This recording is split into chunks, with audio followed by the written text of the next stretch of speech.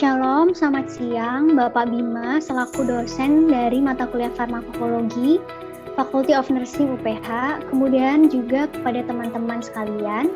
Perkenalkan kami dari grup besar 4 yang mewakili untuk mempresentasikan mengenai interferon alfa 2B. Kelompok kami terdiri dari yang pertama yaitu saya sendiri, Puspita Ajeng Widiantari. Kemudian yang kedua ada Raras Putri Paramaesti, yang ketiga ada Rival Teguh Batee, kemudian yang selanjutnya Rosinta Hasugian, dan yang terakhir Seltika Rosella Situmeang. Untuk pemaparan yang pertama akan disampaikan oleh teman saya Rosinta. Untuk Rosinta dipersilahkan. Baik, yang pertama ada definisi obat. Interferon alfa 2B adalah suatu obat suntikan yang biasanya digunakan untuk mengobati leukemia sel berambut, melanoma maligna, limfoma folikuler, dan sarkoma Kaposi yang disebabkan oleh AIDS dan sejenis kutil kelamin. Selain itu, interferon alfa 2B juga digunakan untuk mengobati hepatitis B atau C kronis pada orang dewasa dan juga dapat digunakan untuk mengobati hepatitis B kronis pada anak-anak minimal berusia 1 tahun.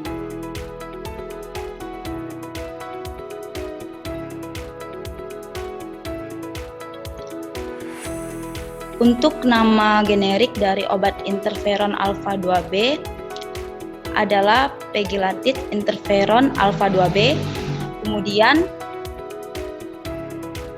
untuk nama paten dari obat interferon alfa 2B adalah Pegitron. Selanjutnya akan dibacakan oleh teman saya Seltika.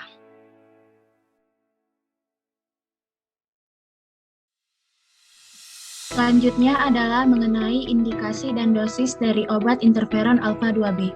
Yang pertama dengan metode injeksi. Pada metode injeksi terdapat indikasi kutil kelamin, di mana kutil kelamin ini merupakan infeksi menular seksual dengan kelainan berupa fibroepitelioma di kulit dan mukosa yang disebabkan oleh virus papilloma humanum.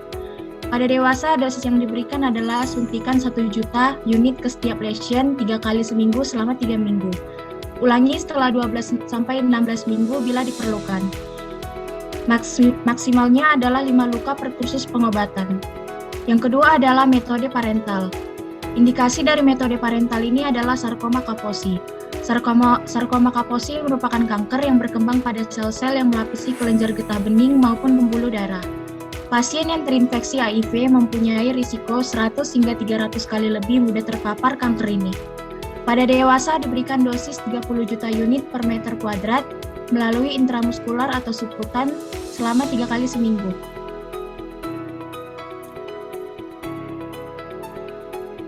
Selanjutnya adalah dengan metode subkutan. Pada metode subkutan terdapat indikasi tumor karsinoid.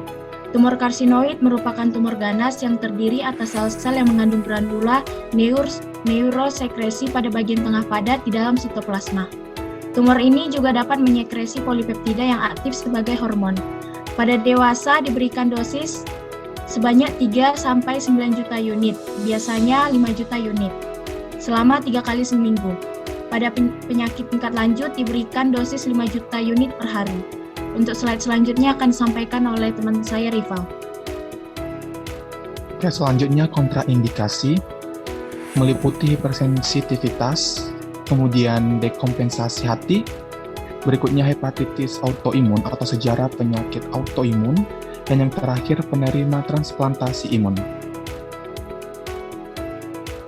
Kemudian indeks keamanan kehamilan. Poin pertama, ribavir dapat digunakan bersama dengan kombinasi dari interferon alfa atau pegylated interferon alfa dalam terapi infeksi penyakit hepatitis C. Aerosol memungkinkan dapat lebih aman digunakan walaupun dapat memburukkan fungsi dari pernafasan bayi. Poin berikutnya, yang kedua, teratogenik memungkinkan terjadinya kontraindikasi pada kehamilan. Teratogenik disebabkan oleh teratogen yang dapat mengakibatkan terjadinya kerusakan pada embrio. Poin yang terakhir, jenis dari obat redinterferon alfa 2B yang termasuk kategori C ini menunjukkan efek samping fetus atau teratogenik, embriosidal atau lainnya. Namun, belum ada terkait studi kontrol kepada wanita hamil. Obat harus diberikan asalkan keuntungan lebih besar ketimbang risiko pada fetus. Selanjutnya akan dijelaskan oleh Laras. Selanjutnya adalah nursing considerate, memberikan pendidikan pasien terkait penggunaan IFN. Yang kedua, pemantauan serta penilaian pasien awal yang termaksud terkait kontraindikasi dalam penggunaan IFN. Yang ketiga, pemantauan pengelolaan efek samping. Yang keempat, modifikasi dan penghentian terkait dosis IFN dalam prosedur injeksi IFN, di mana pasien lanjut usia selama kehamilan dan juga ibu menyusui. Yang kelima, terapi pada melanoma dengan dosis tinggi, memerlukan kepatuhan yang amat ketat terkait regimen pengobatan. Yang terakhir adalah rekomendasi dalam pengenalan serta pengelolaan efek samping yang dirancang untuk memungkinkan pasien lebih banyak dalam menyelesaikan pengobatannya yang telah direncanakan sebelumnya.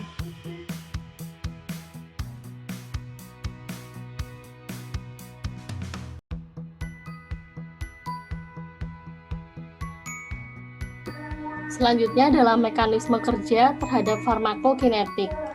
Interferon alfa diberikan secara parental karena rentan terhadap degradasi oleh enzim proteoliotik dalam saluran gastrointestinal.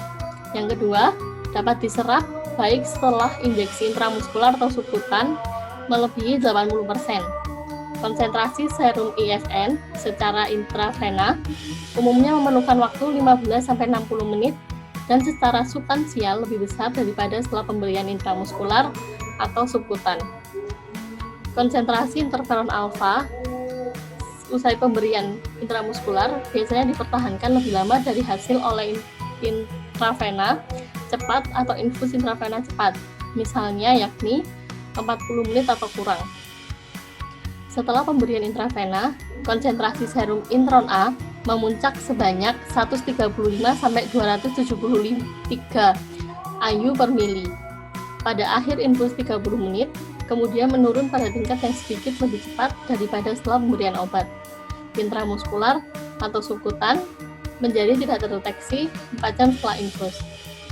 Selanjutnya, dosis tunggal 5 juta IU per meter kuadrat yang diberikan secara intramuskular, subkutan, dan sebagai infus intravena 30 menit dalam desain crossover. Rata-rata konsentrasi serum intron A setelah injeksi intramuskular dan subkutan adalah sebanding. Konsentrasi serum maksimum yang diperoleh melalui rute ini adalah sekitar 18 hingga 116 IU per mili dan terjadi 3 hingga 12 jam setelah pemberian. Yang terakhir adalah konsentrasi serum tidak terdeteksi 16 jam setelah injeksi, di mana campuran interferon manusia atau hewan yang terjadi secara alami didistribusikan secara luas dan cepat ke dalam jaringan tubuh setelah pemberian parental, dengan konsentrasi tertinggi terjadi di limfa, ginjal, hati, dan paru-paru. Selanjutnya akan disampaikan oleh teman saya, Ajeng.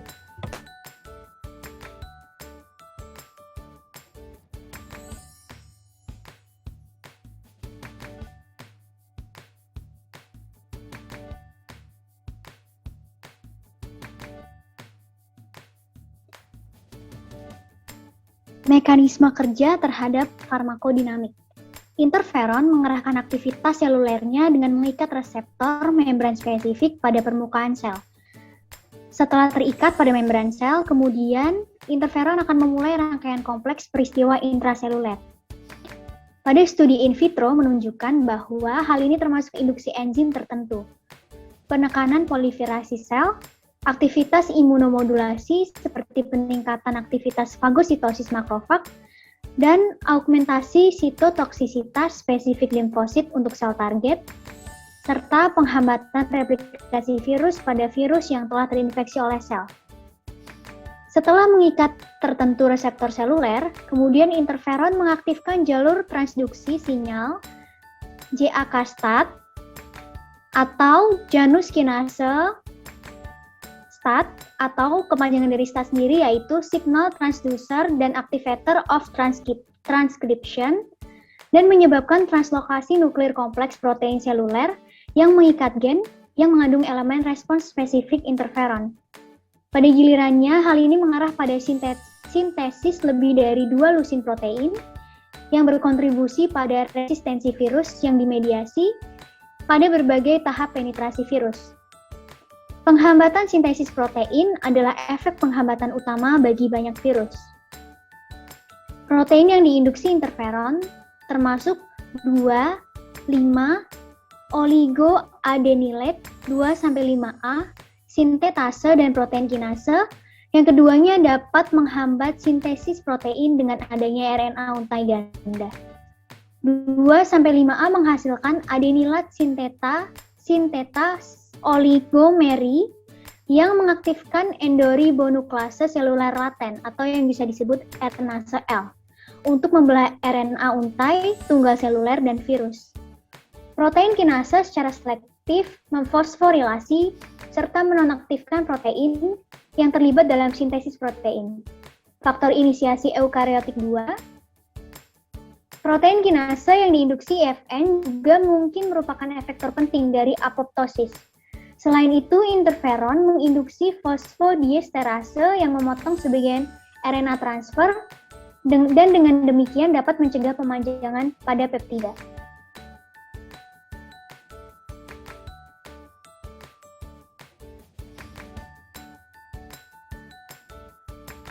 Ini merupakan gambar dari tiap sediaan dan bentuk obat dari interferon alfa 2B dalam bentuk vial.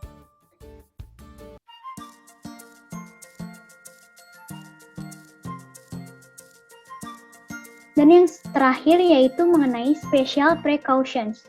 Yang pertama, dalam riwayat penyakit paru, misalkan PPOK atau DM, yang rentan pada ketoasidosis. Kemudian yang kedua, terdapatnya gangguan koagulasi ataupun mielosupresi yang berat. Yang ketiga, memantau pasien terhadap riwayat MI dan atau gangguan aritmia. Yang selanjutnya, ada atau tidak terhadap gangguan psikiatri utamanya depresi. Kemudian, kondisi kelainan tiroid yang tidak terkontrol dengan baik.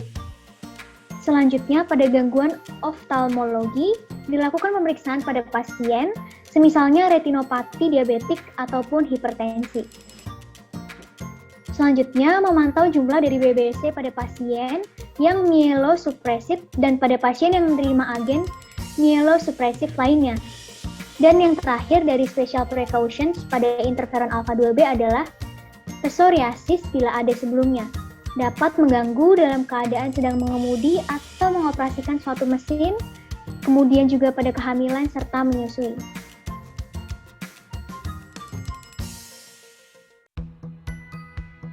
Ini merupakan referensi yang kami gunakan dalam pembuatan presentasi ini. Demikian yang dapat kami sampaikan. Mohon maaf bila terdapat kesalahan kata. Terima kasih.